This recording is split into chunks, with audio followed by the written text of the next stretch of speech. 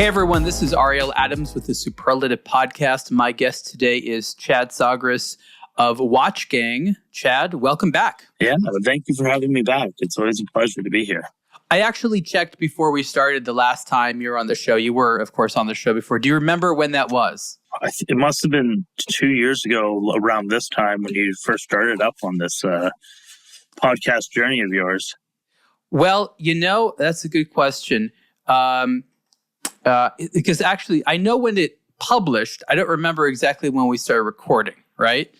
So we published in November of 2020. Wow. That seems time's flown since then, right? Right? So that's nearly 4 years ago now. Wow. Yeah. I remember keep thinking like, oh yeah, Superlative is like it's just been around for a couple of years. But for several years now, this show has gone. I didn't know that it would last this long. I thought it'd be on, not that I would stop podcasting, but I'd be on to a different thing. But it's interesting, though, how much people apparently need these conversations. Are you a listener of the Superlative Podcast? I am. I love it. And, I think it's really informative for all the collectors and people who are aficionados out there in this industry and enjoying watches, right? Yeah, it's interesting. I thought I would, run out of people to talk to, yet there's a long list of people that want to chat, and then having people like you come back. One of the great things about being able to bring people back on the show is we can compare and contrast how things were at one point in time and another point in time. About, 3.5, 4 years go by at a business like Watch Gang. Now, we're going to talk a lot about Watch Gang and the whole concept, which is the subscription model. But I guess in a nutshell, in some maybe bullet points, what are some of the key ways that Watch Gang has changed over the last 3.5 years? And second to that, what in the industry changed that you believe you had to change in response to? It's so much to get to even start there. I know, it's a big question. 3 years ago, Watch Gang, we were still in our infancy stages and growing. And, we made different things because of COVID. We were purchasing differently before COVID. And, it was really about hitting a big number. And since then, it's really about really curating a good collection for our members who are in the subscription model and making big number of what? Money, watches? Watches and money. But watches, we're talking, at Watch Gang, we're shipping over 5,000 to 10,000 watches a month. So it's a lot of watches to be curating. And, last time we were on here, we were just after COVID and there was huge shortages in the market. It was very hard to get product. It was very hard to get unique product every month because Watch Gang is a monthly subscription. People are getting watches every month. We have to get new watches every month, and then after COVID, we really had a little more breathing room to source better quality product and more unique product because there was more availability. So would you say that the watches today that you get from Watch Gang are better, or how would you describe it? I think that they're a better value because they've been curated and they're a little more unique for the customers. And they're really about putting our customers through a journey that they are getting a box of. It's basically the collectors. This is what you need to have in every man's watch collection.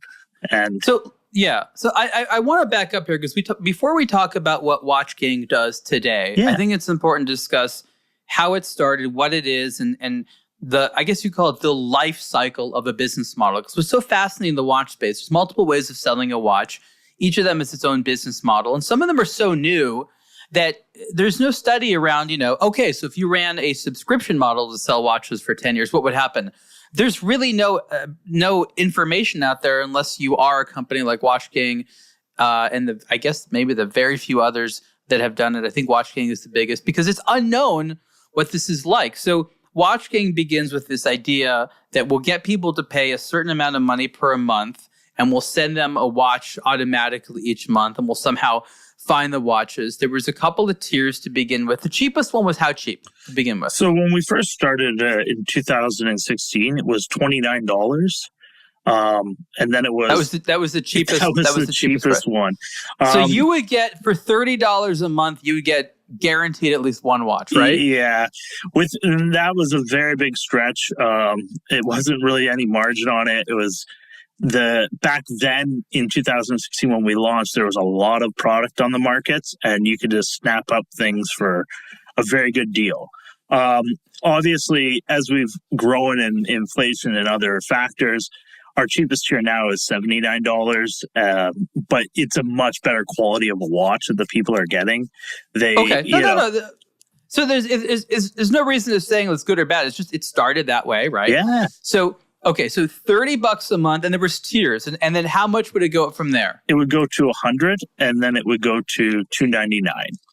Okay, so you could spend one of those three, and then the idea is the more you spent, you wouldn't get more watches, you just get better watches, right? Better watches. When you're going to the $299, they're always automatic watches. That's something we've always kept still today, but now it is $399, and it's always automatic watches. There's some Swiss automatics that get put in there, and various styles that you probably can never get in that entry level. I guess an interesting question is, how did Watch Gang make money? Because obviously you're charging people a subscription model. That makes sense. But there seems to be an enormous amount of money that goes into fulfilling this. Is unpredictable because even though you're getting only $30 a month, the amount you pay per watch is going to change depending on what watches you're able to get. So I guess, what was the strategy for making money? So in the curation is that, we're buying in bulk. And because we have so many people coming in and members, we're able to go to the suppliers directly and negotiate much better terms and have much better things that no one else could ever get. Because when I go in to talk to a supplier and I say, can I have 3,000 of these? It's a different conversation than a traditional retailer who's ordering 1s, 2s, 3s, 4s, and 5s. So that's the fundamental of how we're able to be able to profit and make money. So it's volume. It's really about volume. Yeah. Okay. So let's keep talking about this, because again, I've in the 1990s, especially growing up, you saw an enormous amount of advertising for all types of subscription things, whether it was for music, food, entertainment, insurance. Everybody really wanted to get you to pay for something ongoingly. And over the last 20 or 30 years or so, smart entrepreneurs found that they could order items in bulk for a low amount of money. And if they had the right marketing, they could sell people an idea that just pay me every single month and I'll send you something cool, whether it's t-shirts or crafts or any just, huge assortment of products. So this idea of getting people to enter into a subscription agreement where you're automatically charging them each month for a mystery package of some type became very, very, very, very popular. And what you end up finding is that when people are a subscriber, and this is what I think people don't really realize that aren't never part of this, it's very sticky. And what I mean by that is that people end up subscribing for a long time. Very rarely does someone just sort of pay a little bit and then stop. Once they end up paying it all, they tend to have a few cycles where they're going to pay for sure, sometimes many, many cycles. And I think that as a business person, it's exciting to potentially have subscription model. In the world of watches, that's been something which has been a very difficult thing to achieve, because watches, of course, as we know, Chad, are expensive by nature. They have different price points, and very rarely does someone actually have an appetite for a brand new watch every single month. They can't just go out and buy it. So this is sort of a radical, crazy thing that sort of on paper didn't work. Was it because there were so many available watches on the market? Was it because the founder was such a good marketer? What made Watch Gang thrive, whereas others would have probably failed? I think that it really goes down to the founder of Matthew Gallagher. And he wasn't from the traditional watch industry, and he came from a marketing background, and he was crazy enough to try this. I came into the company 8 months after launching. I was one of their original suppliers, actually, with my distribution with Laco and brands like Out of Order, and I was selling them to Watch Gang, and then they brought me over to LA to work with them internally. And it's been something that, from being in the watch background in the industry, it didn't make sense to me. So I came out to LA to go, what are these guys doing? It's very amazing. It gives, because of the bulk purchasing, the value is amazing for the customers, because it would never work in any other traditional retail way. And it's really the uniqueness of being part of a community, really, I think keeps the people in the stickiness into the subscription, that they feel like they're belonging, they're collecting, they're experiencing something new. It's not a terrible price point where someone can come in quarterly for $149 a month, get something unique or different, and enjoy it. Similar to like a wine subscription, I would say. You might not like every bottle of wine, but you're going to like 3 or 4 of them. Now, I think what's important to ask, of course, is about how you create this community. You mentioned community, and I totally can appreciate that. Obviously, watch collecting in general is really about the community. But how do you facilitate that? There's all these disparate people around paying a monthly fee. How do you bring them together into a community? So when we launched initially, our Facebook group was massive for the community aspect. It allowed places for people to go and exchange watches with other members that didn't necessarily like the watches that they received, and to talk about the watches they did like. Why Facebook? Out of curiosity. Back then, Facebook was the big place to be, right? So okay. It's and a lot of other watch communities sprang in that time from Facebook, and even still today, I think Facebook's a very relevant place for forums for watch collectors to exchange information, to trade watches. It seems to be the one that's the only reason I ever go on Facebook personally. So that's been the biggest one. And I think it's also that there was no intimidation with Watch Gang in the collecting aspect because it was entry level. It was more fun and playful. It wasn't serious. As some of the higher end collecting groups and stuff like that, and also meetups, they're a little more intimidating, because it's, what do you have? Do you have this Rolex? Do you have this Patek or whatever? And this was, hey, I'm Joe Blow from the Midwest, and I really like watches, and I'm really happy to have this brand new Spinnaker diver. And there was a community out there, we still have, of 500 guys like that, and they just love Spinnaker or they love AV8, and they have a place where they can really talk about it and be encouraged in their collecting habits. One of the themes that we're going to discuss in part of this conversation a little bit later is how these types of collectors may be a little bit different than what the watch industry associates with watch collector.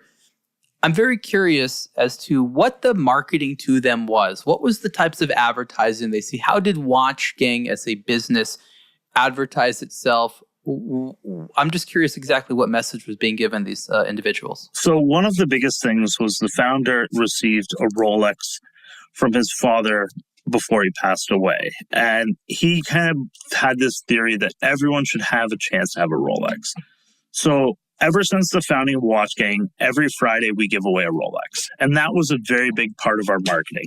I've given away over 500 Rolexes now. I buy them every week. One of our members who's in the subscription wins a Rolex. And that's, it's about leveling up and having fun, right? And letting people explore their watches and really enjoying that. And then the marketing aspect came from the value proposition of how do you obtain an automatic watch that's over $500 for a reasonable price? And that's, similar to, I'd say, where Seiko 5 became really popular, where it was just such a good value and you could buy them anywhere, right? And that's similar marketing to that. What specifically was maybe in the ads themselves? I'm just sort of curious, like, what were the hooks? What were the promises? You said sort of something related to potentially winning a free Rolex. But I'm just very curious because I'm so into the specific wording, and you're talking about internet advertising and people seeing it for a second. What were some of those hooks? It's sign up and have a chance to win a Rolex every Friday. On Tuesdays, we give away a Tag Heuer. On Saturdays, we give away a Seiko. That's just being part of the membership as a little perk. So it's really the aspirational of, there's a bunch of potential chances to win something expensive. Yeah. And that worked. That was it. That's one aspect of that worked. And then the other aspect is the value of the watches that, you're getting name brand watches at a very reasonable price. That works for everyone in the entire watch industry is, having that carrot. And that's really been the biggest fundamentals of where we grew the business from. And then from there, we diversified into other things. Like we'd have a wheel, which is our secondary revenue stream besides the subscription. And that's like, imagine the Wheel of Fortune. And you build your fancy wheel and you say, I want to spend $595. And you put 5 watches that are $595, few watches that are $1,000, couple watches that are $2,000, maybe a Daytona. You spin it and you're guaranteed to get at least a watch worth $595. And you have the potential that you could get an upgrade and receive a Rolex Daytona. We had one person who spun, first time they ever spun, $1,000 spin, and they received the Daytona. So it's a little bit more fun in the gamification and playing as well. So I'm hearing a couple of interesting things here, and I'm glad you mentioned gamification because that's what we're talking about. One, you subscribe without knowing what you're getting. So there's sort of this mystery thing that you're coming. Okay. Yeah. Then you have a wheel, which is tantamount to those types of games they have in casinos. So a gambling aspect. There's a trading aspect. What was Matt's background where he understood the appeal of gamification? And is this to all customers, or is there only certain customers that this gamification really works with? So in the wheel is open generally to any public or person who wants to come in, spin it one time, check it out, see what's there. It's always available on watchgang.com. It's a fun way to purchase watches. I actually have purchased several watches off the wheel, even though I work at the company. It's just there's that little aspect of, ooh, let's see what I can get here. And Matt's background came from the marketing affiliate and doing various campaigns. And that's where he came from. And he really had a really good understanding of how to acquire customers and what customers are looking for. The other aspects of the mystery and the gamification came later into the company as we were looking ways to diversify and offer better offerings for our customers. How has that had to evolve over the years? We're talking, 8 years ago now since the founding, and gamification seemed to be something that relatively early on was quite important. Have you had to add games? Has it just been about refining them? Or Refining the basic formula them. Still work? Refining them, making special events, making things feel unique, offering, wheel events up to $3,000 a spin, because as our customers have been around for a long time, some of their tastes evolve and they maybe don't want something for $300 and they have the budget and they want something for $1,000. So hold on. This is important. So you're talking about a game where you mentioned $1,000 or $3,000 per spin. I'm sure there's lower amounts. Could you lose it all? Are you guaranteed to win something? You're always guaranteed to get a watch of the value that you're spinning for. That's why it's not gambling, because you're always guaranteed to get. This is like 1 degree separated from gambling.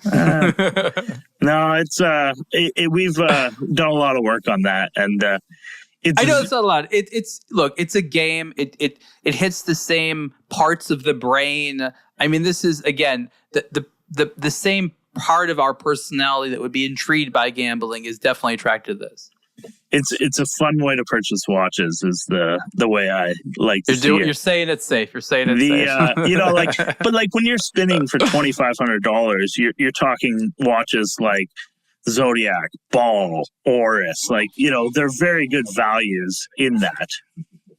So yeah. And the upgrades, you're talking very, very high-end upgrades as well. So, that's where you're getting Rolex Submariners and Daytonas. So it's really a fun way to purchase is the way the algorithm behind that must be fascinating, right? It is.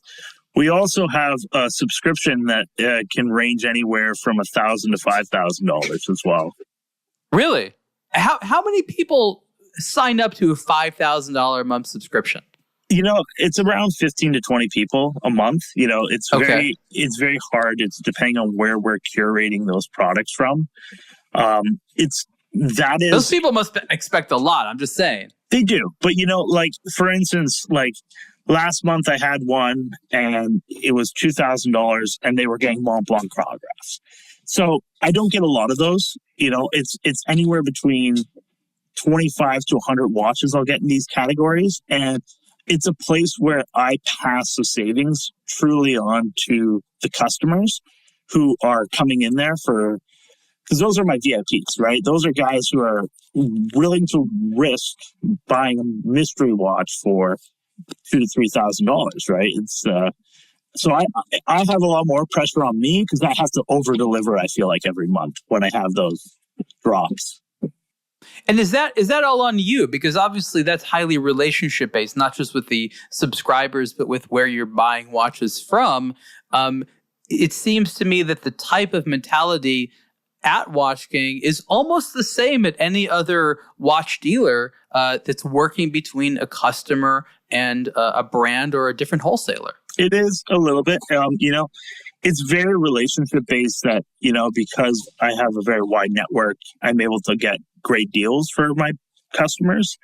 It's really about curating the correct product and also looking online to see how customers react from previous ones to make sure that I'm kind of hitting in the range that they're looking for, right? It's very hard because some guys like something that's 45 millimeter. So I can't have every month something that's 39 millimeter, even though that's the perfect size nowadays, it seems like. I know you're a big watch fan, but that seems to be the trend. Now, how do you do that where obviously not everyone who's a subscriber of Watch Gang receives the same watch? I think it's always been that way. I think there was a degree of randomness probably initially. Now it sounds, as you said, there's more curation. What is some of the behind the scenes mechanics behind identifying what types of watches people like and then trying to serve that interest? So there is a bit of randomization still to this aspect. We have algorithms built to try not to duplicate this type of watch, the brands of watch, in at least 12 to 18 month period for the members. We're really trying to walk them through a collector's box. So if they're there, say for 6 months, that they're leaving and they've kind of hit like a check mark in a box and gone on a journey through their watch collecting through Watch Gang of getting a pilot watch, a dive watch, a dress watch. Some guys don't like dress watch, but everyone should have one. That's our kind of their thing, something more unique or avant-garde. And that when they look at their watch box after 6 months, that they go, I didn't get 6 divers. I got something. I might not have liked this one, but now I know that I'm going to invest and buy something better, that I really like pilots. So I can go and buy Laco for $2,000 before going out there and spending that money. So how do you track the sentiment? Someone gets a watch. How do you gauge what they feel about what they just got? So sentiment's a little different because it's usually isolated to one brand because there are smaller volumes. So I try to, we never really repeat a brand at least once in 16 to 18 months. Never repeat styles. And it's really looking for the best deal on the market and offering it to our customers. So, and the customers who are loyal Centum customers really know that. And they are buying every month and they're happy with their purchases. I didn't mean Centum. I meant sentiment. Oh, it's the sentiment. I was thinking about like, what is it? What is Chad talking about? They realize Centum's the $1,000 $5,000 to $5,000. I was asking, how do you gauge how someone feels after they get a watch? Because you said they're interested in the data. I imagine you'd want to know what their reaction was. So that's something we're still working on this year. And it's something we've been working for many years to get really to that core level of how to do that. It's very hard because they're all virtual customers, so we don't really see it. But we do have our team monitoring things like Reddit, Facebook, other things, reviews, so that we can see. And then we also have our customer service that are basically reaching out to people, getting ratings on things of why they like things, don't like things. And then we basically look through watches that have low scores, they get kicked out.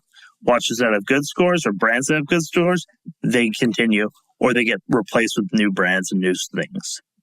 I feel like given what the company is good at, you could definitely gamify a survey and trying to figure out how people feel about something. Give them free spins on the wheel or something. It's in the works. It's in the works. Yeah. Okay. There's a lot of things that, we're really, into the rest of this year and next year, we're really trying to focus on getting a better experience for our members and our audience to really make sure that we're hitting home runs every time. Of course, when you're doing a random subscription, you got to step up to bat a few times and swing and miss. But we've had a few swing and misses in the past, but that's something we're trying to avoid in the future. So, I mean, you probably don't want to talk about some of the famous misses, but like, how do you, what happens? What goes wrong? You send out the wrong watches, they don't work. And how do you triage some of these problems that have inevitably come up? Those triages, for the first few years, it was always like a fire drill. A few times we had things that were misprinted on dials and we had to recall things or... Recalls? Yeah, okay. Or members would reach out and we'd be like, oh yeah, you're right, that too is upside down. Luckily, in the early days, we had to work with maybe not as high of quality suppliers as we currently have. But the suppliers we have right now are super good at that. And, they put the digits the right way. They put their digits the right way. And we went through some growing stages and using brands that necessarily weren't as established. I think 5 years ago, the craft brand movement was really, it feels like there are mushrooms growing out of the ground with every new brand, every which way. I think now that the dust has settled, and we've been around for a while, we really work with established brands that we have complete faith in their quality. They can deliver, in other words. Yeah, they deliver. They really do. Like some of the brands that we'll have in the subscription, is we have Laco. We're also the U.S. distributors for Laco, but that's a very well-established brand. For somebody to receive as a subscription watch is a really treat. We have other popular brands such as Out of Order watches and Spinnaker and AV8. And again, those are watches that people are seeking out to get in that entry-level collecting group. So, now, is it a good thing to be chosen as a vendor for Watch King? If you're one of those companies that sells Watch King large volumes, I mean, that sounds like a good thing, or is it actually like, oh gosh, I have some extra watches, I don't know what to do, we'll call Watch King again, I'm just going to break even on them? Like, is that a celebrated relationship on the supplier side? It is now. In the beginning, it used to be we were looking for people would call us when they had stuff to clear out. Now, in the last 2 years, it's really about curating the best quality watches for our members, not necessarily something that someone's not wanting on their books, and having the most current collections. So we work very closely with over 50 different partners, and it's really about getting what's the cool things, what's their releases, and helping them support the rest of their manufacturing runs for their things. So in the new way of doing things is I go to a manufacturer and I say, or a brand, and I say, what is in your scheduling for the next year? How can I piggyback and help you manufacture to a bigger quantity to get your price where you need, and then I can get what I need? I don't like to push brands down or like try to stab them. I want them to come to me and be happy to see me. So it's really a partnership, and the brands are very key to why this exists still. That sounds like there's an opportunity to make your own watches, in essence, where, you can be creative because people are making large production runs for you. How important has that been to your business model, and how personally interested are you in that? Personally, I've created several watches over the years and different projects and stuff, and I always love doing that. Last year or 2 years ago, I did the Laco California dial, which was something that I love California dials. I live in California, so it felt like a fun thing to do. We really don't have ambitions to own many brands or to make our own brands. We only personally own one brand, which is Patrick Watches, and that is a watch that Matthew did. And it's a new brand that we have. And it's never a subscription or anything like that. It's a watch brand completely separate outside of Watch Gang. And that's not really been our key business. It's really about working in the circle and giving other brands a place to ship watches, not us making watches. That's not our business. That's a very interesting point of distinction. Whereas you say you're good at selling watches, which presumably means you get people to want them, but you're not good at creating brands or branding or creating demand. That's basically what you're saying, right? There's a lot of work and dedication going behind making a brand. When you're creating a brand, you have to be very passionate. I worked with a brand many times over the years, and one of my close friends, Andrea Furlan, who did Furlan Marie, he did that project, and the amount of hours and time it took and the dedication and love that it goes into that, I can't replicate that 1,000 times over.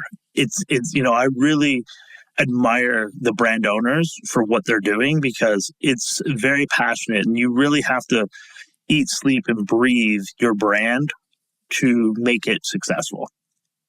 So, understanding that correctly, that would mean that Watch Gang is still very reliant on the brands doing their work of making themselves desirable and known and producing nice models. Yeah. Like you guys, even though people are automatically buying it, people still need to want to be excited about what's happening the next billing cycle and also be satisfied with what they're getting, which oftentimes means they have to have heard about the brand, maybe that there was some marketing that was sent to them. These need to be living and breathing brands with real human beings driving the heart and spirit, right? Correct. They need to be established, distributed brands that really hit a chord with the people and that have people behind them. We're nothing without our partners in our brand. We're just the vessel to distribute the watches to the masses, and basically the middleman to getting people watches they may have never heard of, but they might love, or they may have thought about getting, but didn't ever do, or they don't know where to buy it, right? We have Woolbrook watches that's used in our subscriptions from time to time. And it's such a cool watch, and it's a small French brand, but how do you get it to America and onto people's wrists? And that's where I think a lot of the owners of brands and some of the bigger brands find that watching is a big value is, putting a watch in a window at a showcase is great. But a watch on a wrist is the best marketing you can have for someone to love it and show it off to their friends. I want to talk more about the community element, because I'm fascinated by some of the behavior that you talked about where people trade watches. And this, I think, really boiled down to the fact that people would receive different watches as part of their subscription on Watch Gang. And they may not want it, but somebody else out there might, and they might have something they want. So they would engage in a trade. How robust is this behavior? Meaning, how often is it happening, and how much time does Watch Gang actually put into making sure this process runs smoothly? So it's something that we let the peer-to-peer trading we let live in the exchange and on other blogs and platforms. It's nothing that we're daily involved with, because our core business is selling watches, not monitoring exchanges and trades. Just like any other marketplace, it's very open. The biggest thing about that is I think it really came to where guys could talk to each other about their watch collections and stuff like that. And it's a way for them to maybe level up their collections by trading 3 watches for 1, 4 watches for something, and to get their mini grails and grail watches through an experience, right? And I think that that's something that this whole watch craze really came to the last, the peak in the last few years, is because guys realized they could buy 1 watch, trade it, get 2 watches, take those 2 watches, and it's almost like a game for those guys, right? And if you go on either Reddit or Facebook, there's guys like doing it all day long, and they love it. And, I've even done it a few times. And like, I was like, oh, I saw that really nice Omega Speedmaster. Maybe I'll see if this guy wants, this Rolex and stuff like that. So it's a different community that, really has been supported by itself and growing. What percentage of the overall customer base would you say engages in this trading behavior? This is a huge amount. This is a small number of people. I know you don't have any exact numbers, but I think that most guys, when they get into watches, once you get your first watch, the second watch, as you personally know as well, there's always something new or something you want, right? And I think that probably in the collectors audience, and maybe 50% of them are trading and exchanging watches between each other. Some collectors are very, particular, and they buy every watch. It stays at their home. It stays very perfectly, box papers, everything. Some guys will just, buy and sell watches all day long and trade them, right? I've probably owned in my life thousands of watches because I'm always looking at what's new or changing or having fun, and so it's I guess I fall into the 50% that's doing all the trading.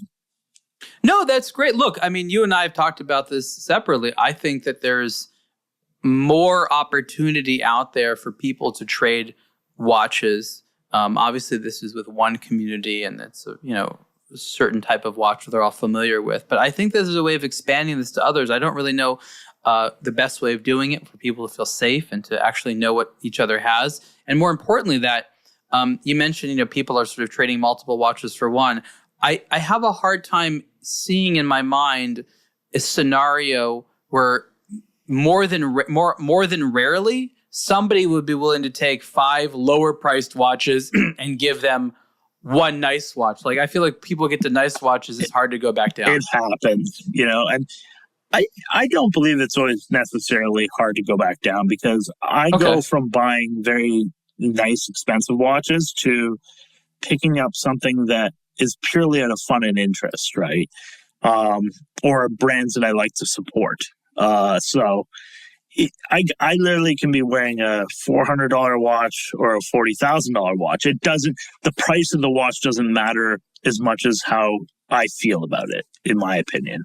How would you amplify that behavior in that type of community? Because it sounds like it's very much the Wild West and something that happens, but has really nothing to do with the watching business model. It is the Wild West, and it does happen, and it's going to happen with Watch Gang or without Watch Gang. It's how I initially got into watches, was trading watches, because when I was young, I wanted to have a Breitling Navitimer, and I couldn't afford it, so I bought some Omega Seamasters, traded it for an Omega Mark II, took that Omega Mark II, put a little money, and bought myself a Navitimer. And by the time I had a Navitimer, I wanted something else.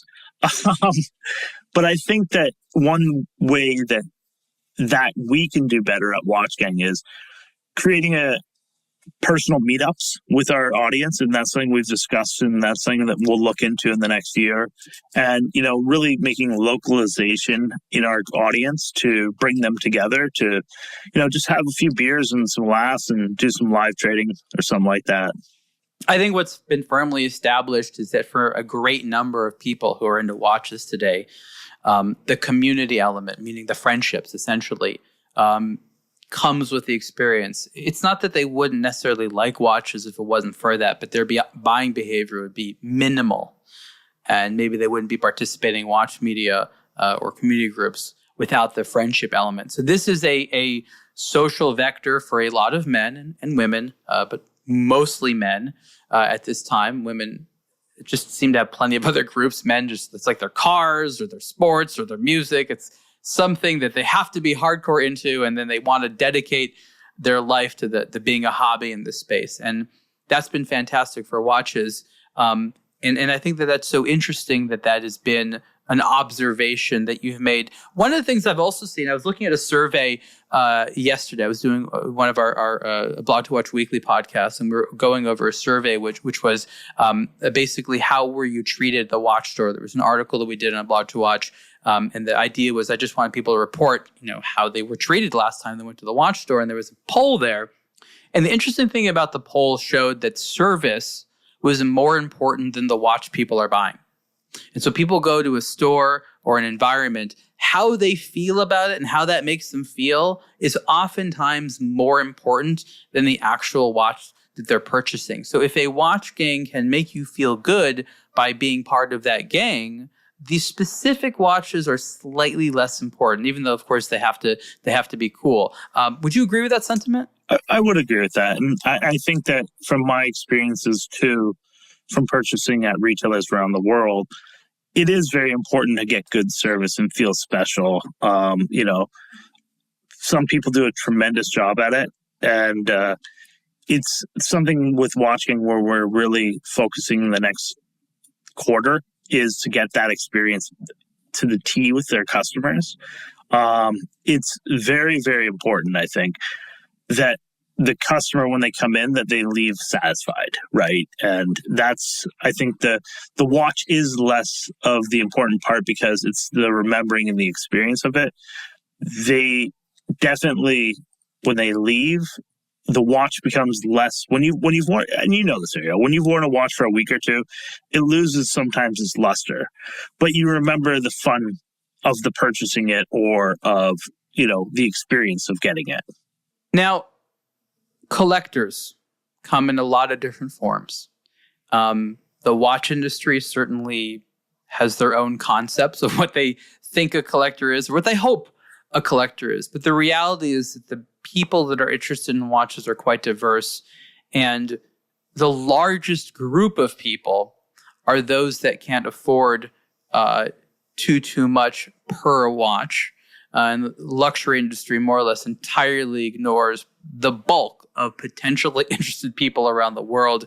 A lot of people, I think, got into watch game when they were quite young. I remember you talking about how the average customer was a very young age. Many of them were subscribing in college or something like that.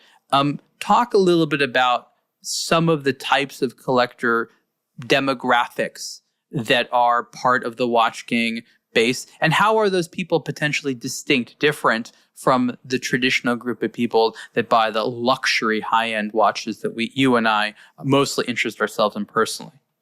I think with that, it's people come into watch gang, and our demographic goes from anywhere from someone who's college graduate to 50 plus years old. They come in not necessarily loving watches, but are interested in watches. They're watch curious, I would say. So they come in, they come for one or two watches, they find their taste, and then they might go to a higher subscription, they might spin the wheel, but then they get into what they're actually interested in. So if they're into dive watches, they might start off with this watch, and then they're going to end up in an Oris, right?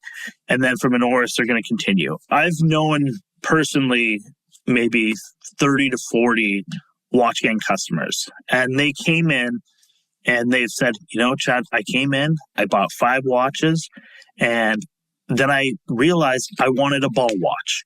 So then I bought a ball watch, and then I traded my ball watch and I bought an Omega, and now I'm wearing a Submariner. It's like, okay, so you came in, you found out what you liked, you enjoyed the watch gang, and they had a very positive experience at watch gang, and now they've graduated their taste up. So everyone needs building steps, and I think that that's the nice thing about watch gang is we allow customers to come in, have some fun, and learn what they like before graduating to where they're going to eventually go.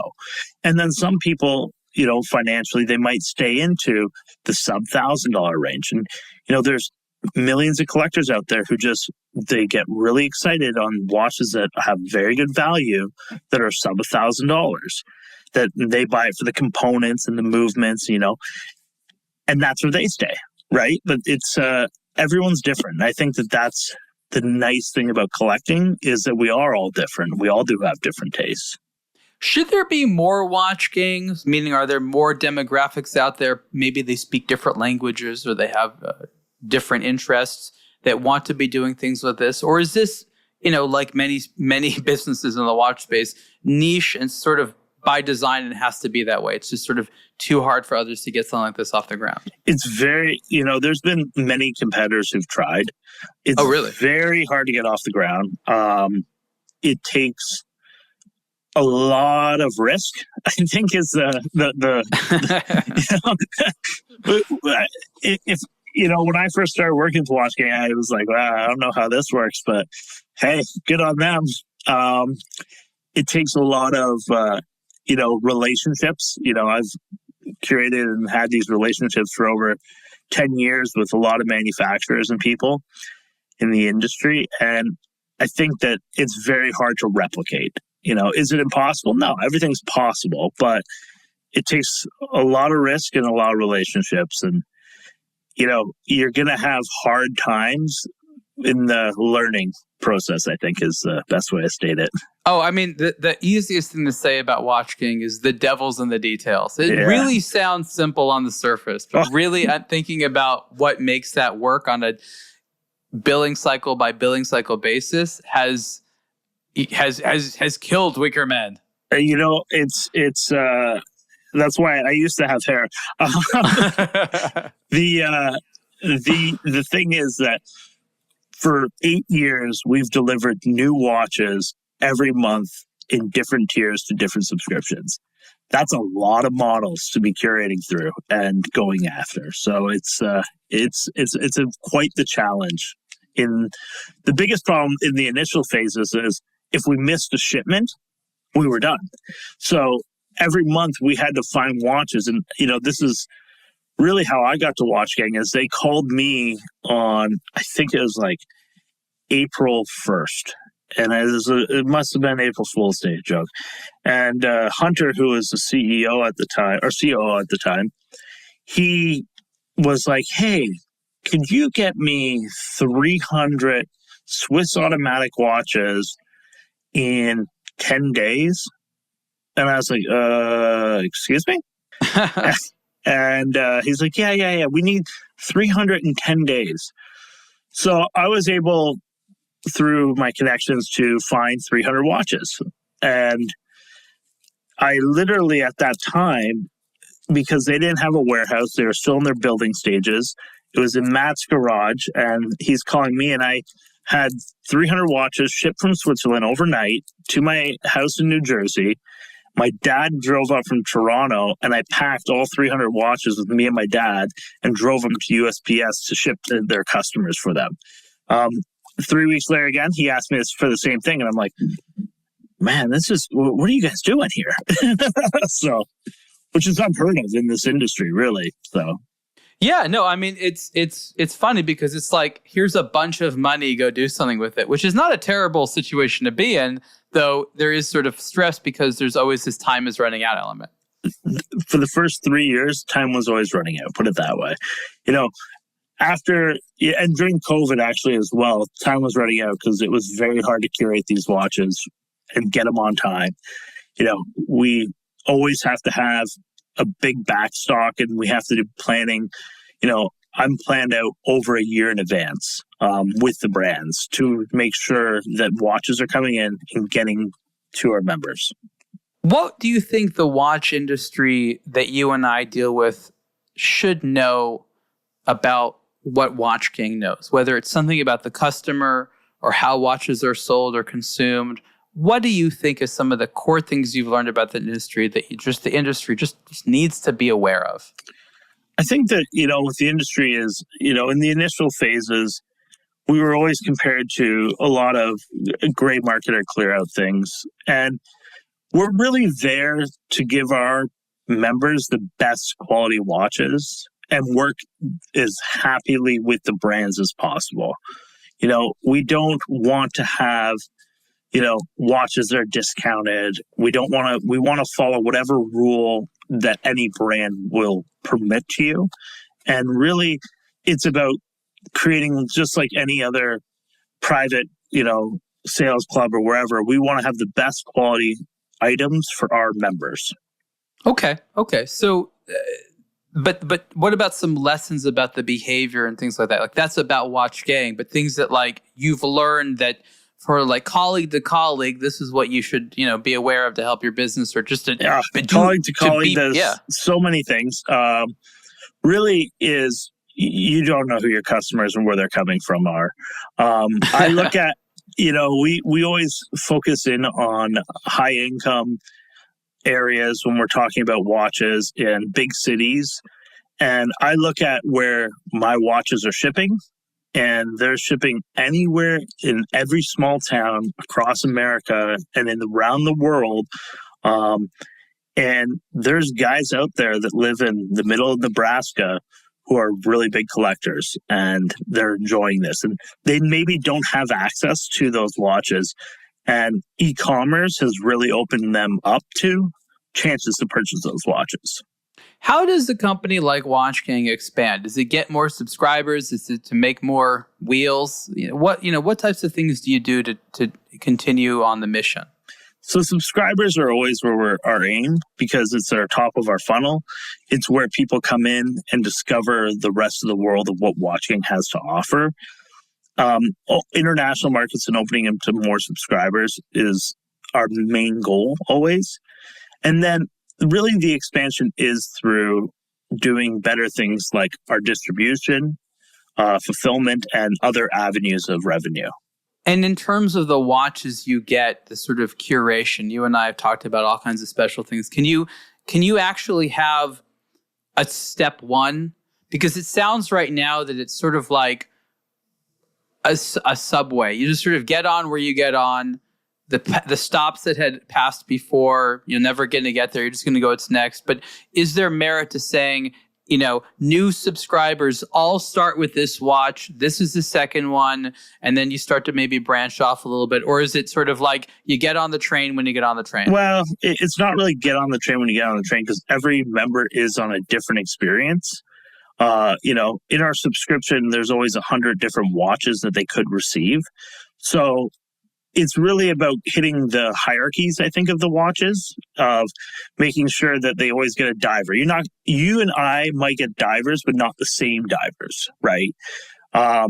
You and I might get pilots, but I might get a Laco and you might get a Greville, or you might get something like an Aviator or something. But it's really about getting them through the experience. We're currently working on new technologies to basically take all their data and try to hit more preferences and things like that, so that maybe they get 3 of their preferences and then 2 ones that they didn't know they might like, but because they liked this algorithm, that they can get this. And I'm sure with all the AI technologies coming out these days, it'll only get better and better for us. Do you still give away the Rolex? Every week. Over 500 Rolexes I've given away. It's a fun thing. Every time when I see that, I go, why don't I win one? So you said you were planning to potentially do meetups. Does that mean for the most part you haven't met a lot of the Watch King customers face to face? I do a lot of traveling, as you know. So I get a chance to meet with a lot of members across the country. We've done a couple smaller ones, but it's really something in this coming year that we're trying to work out of how to do it properly. I know like Oris does a phenomenal job with it, with their meetups and stuff and their little cocktail hours. And I was like, that's a really fun way for people to get more involved and meet the community around them locally. And, like you said, if they can become friends with 5 other members and they're all into the same thing, it's a win-win for everyone, right? Yeah. I mean, we've done stuff with Oris as well. And I think that what they understand, because who's running it, is their events need to be like, I guess you call like a backyard hangout, where there's like some food and beer and chill conversation. And, you talk about baseball or whatever. Whereas a lot of the Swiss mentality is like awkward outdoor business meeting, right? Like that's their idea of events, and it's like Americans are like, this feels totally weird. And so I think that you're onto something. What do the members you meet, what do they say they want from Watch Gang? I think most of them are saying that they enjoy it and they just want us to continue and bring out new things. Are they afraid you're going to stop? Like, just I don't think they're afraid we're ever going to stop. We got it going. We're shipping thousands of watches every month, so it's never slowing down. Isn't it kind of wild that the world, month after month, there's more and more and more like timepieces. I guess the same thing with jewelry. It just more and more keeps being made, even though a lot of the stuff, like, it's not that they shouldn't make more, but it's like there isn't exactly the demand so many people for what's being made, right? There's so many people. There's brands that I've sold for years and years and years and I've never seen a person wear, and I've sold 50,000 of them, and I'm just like, I want to meet somebody who has that. It's very cool when you meet somebody who's wearing something that either I designed or something that I know I curated for them, and I'm like, yeah, you like that? Tell me if this is really tone deaf. I could probably insult some people. I don't know, but like, you do an initiative where you're like, for charity, give us your unwanted watches and we'll send it to people in the most impoverished places. Like send your unwanted shoes or glasses. I don't know. They may not have electricity or running water, but they will have a finely made timepiece. I mean, look, it's actually useful to them, like a mechanical watch or something like that. Even battery powered ones for a few years before you have to replace the battery. Like, it's a feel good thing rather than your watch sitting there doing nothing. You'll never wear it. Give it to someone really under the poverty line. We've done that with veterans in the past, where we gave. There's that many veterans under the poverty line. That's horrible. No, they weren't under the poverty line, but we did give watches that, as you can imagine, when you're shipping thousands of watches, there's a lot of returns and stuff like that, and we've done things like that in the past where we gave them to veteran organizations and stuff like that. I think that there's definitely something there. You can create your own foundation on that one. How about this? You know those like people that sell the fake watches on the corner? You just give them, here's 500 unwanted Watch King watches. Just try to sell these. At least you're not committing intellectual property crimes. There's no unwanted Watch Gang watches. That's the best way to answer that question. Okay, well, you know what I mean. You know what I mean? Like give someone a business, opportunity on a street corner to not sell fake goods. We've I'll look into that. But definitely, this seems politically unpalatable to you. Yeah, the fake watches are always a tricky one. There's so many. No, you're replacing that. You're saying don't sell that. Exactly. You're giving them an alternative. Don't sell the fake Rolex. Sell the real blank that Watch Gang has sold. I'll go with your first to impoverished nations to give them watches. At least you like some. No, I'm sort of joking, but at the same time, I'm thinking, and this is by no means relegated to Watch King. There's a lot of watches being made right now across many brands, and they just ended this pandemic era period where they realized that real exclusivity, meaning where it's actually hard to get a watch, was actually quite good for business. Like that helped demand. And then the moment that they could produce a lot again, they're like, we're going to forget those good times by overproducing. And so I'm just joking, colleague to colleague, because you just said how many watches are responsible for introducing into the world each year. It's incredible. Thankfully, they don't contribute to like global warming, but there is a saturation of inventory out there. There's such a saturation of inventory. A lot of the big players love getting those production numbers up. And like you said, during the last few years, there was a shortage and they sold. I don't know why they love producing so much, but that's a whole other conversation there. Well, I explained it in my recent essay, The Luxury Industry versus the Watchmaking Industry. Watchmaking industry is a factory industry. What does factories want to do? Want to make stuff. Yeah, they do. Yeah. Luxury industry actually wants to make less stuff. And there's some great luxury brands out there who've cut their supplies and their manufacturing down. And look at the price of those watches. They just stay up as high as they can be, right? So I think it's a fine line that a lot of those big groups and people need to learn the balance of, right? When you have big brands from Japan and stuff like that, they're manufacturing components, so they want to keep making those movements. So when they're keeping making those movements, they have to make watches with all the stuff, and and they're selling those movements as well to other suppliers. And you can't just purchase 100 movements; you got to purchase 500, 1,000, 2,000, 3,000. So it's a whole cycle. Well, the reality is the amount of parts one watch needs requires an enormous amount of skilled labor and oftentimes multiple companies and factories to do so. You multiply that by the amount of watches and brands out there, and what you recognize is that the industrial base the watch industry needs just to operate is huge. An enormous amount of specializations and companies across the world making different things, different price points and qualities. It is so much more than any luxury industry could ever accommodate. So it has to maintain these high production numbers simply for these factories to stay in business.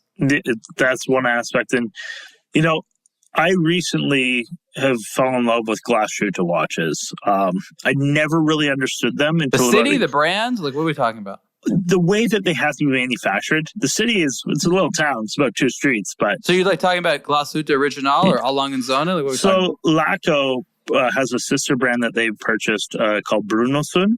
Yeah. So I went the twice. Other Glasuta brand. The other there's 11. So there's 11 brands. And I recently went there, and I've been there now twice in the last year. And I went through all these super small factories making very specific things. And when I realized, it's like, well, they're all sharing each other and they all have to work together, all these 11 brands there. And it's like, I've been to all the factories in Switzerland, and I go, wow, there's something really special here because it's so micro. And this is actual luxury, you know, because it's like over 60% of the watch needs to be produced in the valley. So it's not like they're outsourcing many parts and things like that. And I go, wow, this is really scarce. And this is like something that can never be replicated, I think, in this day and time. And it's just that the German government keeps a very strict control on it. And the other brands are really watching each other of what they're doing to keep the control so tight. We had a lady in the Brunelson factory. She's 65 years old, and she does bluing of the temper blued screws. By hand, she blues them, she looks at them by eye, and separates them by the level of blue color they are. She does 1,000 screws a day. And I'm like, this lady is like doing the hardest job I could ever imagine personally. So it's like, and then when you realize that passion, and she was like showing me, and she's like, this is not right, this is right. And I'm looking at them like, they're both blue. She goes, no, this is not the right blue. And I'm like, wow, these people are passionate, and they really want to make a luxury product that's special in the valley that they're in. So that's such a great sentiment, great story, and a reason why we love watches. Chad, we're out of time. Remind everyone where they can learn more about you and Watch King on the internet. Yeah, come check us out at watchgang.com. Come spin the wheel once or twice. It's always fun. And thank you guys for having me on today. This has been the Superlative Podcast interview with Chad Tsagris. Chad, thank you so much.